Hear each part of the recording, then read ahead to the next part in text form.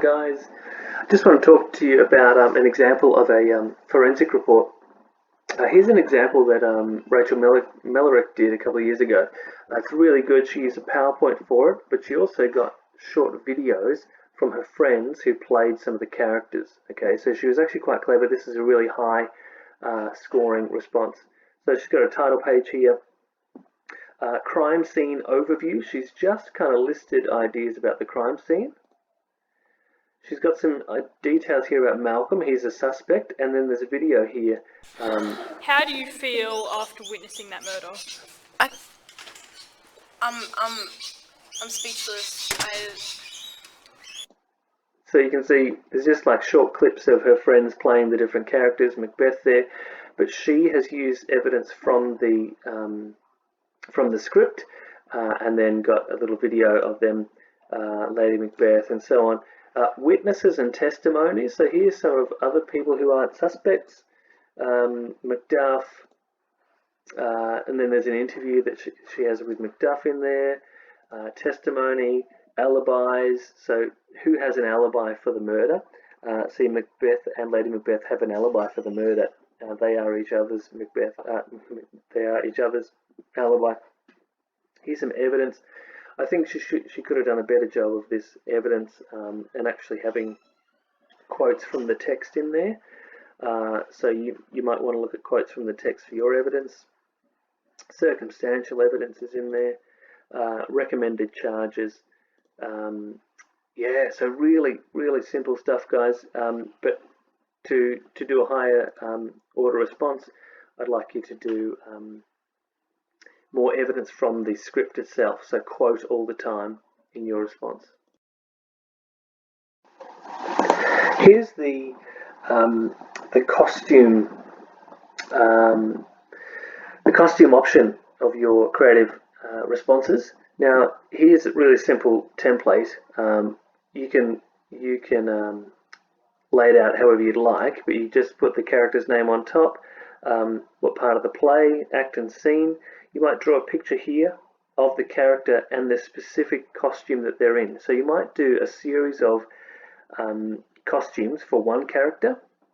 So maybe 5 or 6 costumes for one character, and you could show what they're like over the course of the play. So Macbeth and how he behaves over the course of the play and how he changes. So you'd show his change in character as represented in his costume. You could do that for Lady Macbeth or Macduff, or you could do a series of characters and their costumes, or just one character, that's fine.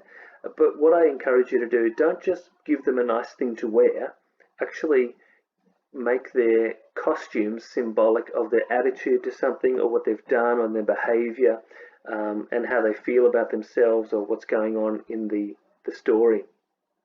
So I just encourage you, if you're doing the character costumes, then actually there's a lot of detail you need to put in there, and a lot of discussion of symbolism. You need to describe why you have made this particular costume for that person.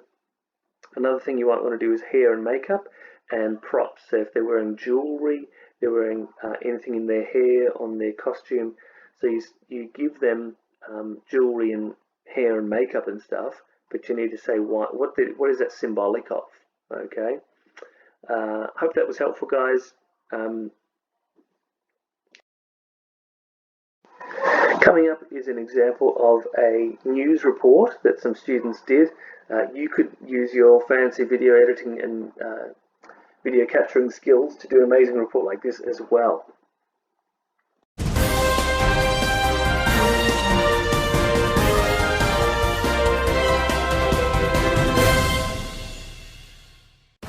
Tonight on Red News, we see that Red Bull actually has bull sperm in their drink. Can you believe that?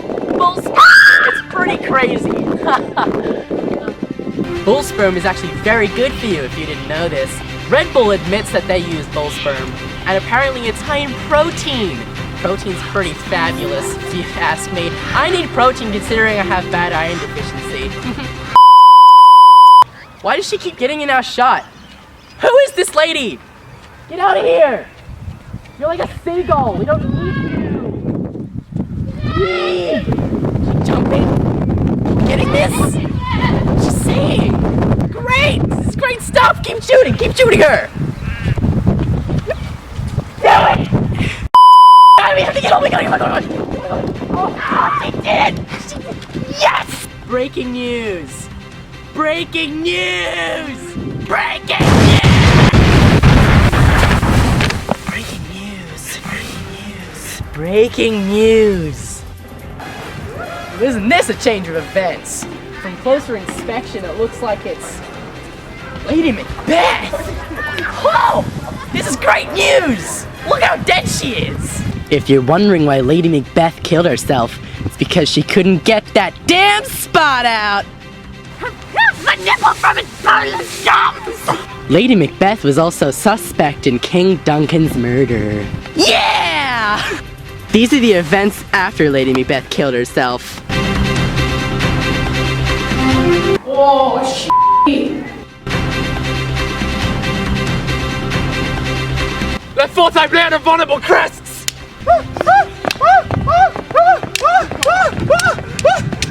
We were recording this for some particular reason that we will never know. From his mother's womb, untimely ripped. To wrap it all up, people died and stuff. It's kind of like Game of Thrones, but less rape. Bye!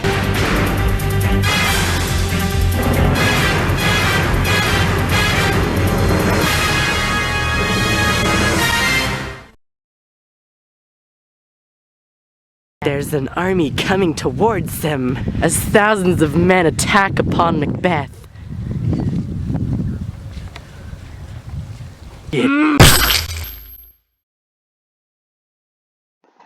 Guys, you'll notice with that last example, they were quite silly at certain points.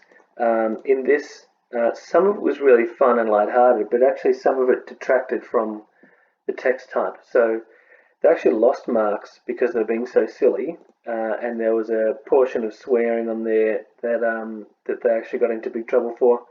So make sure that if you're doing this kind of thing, then you do a great job of it. But they actually showed really good knowledge of the text, which I liked. All these characters are quoting the text, so they're acting out parts of scenes.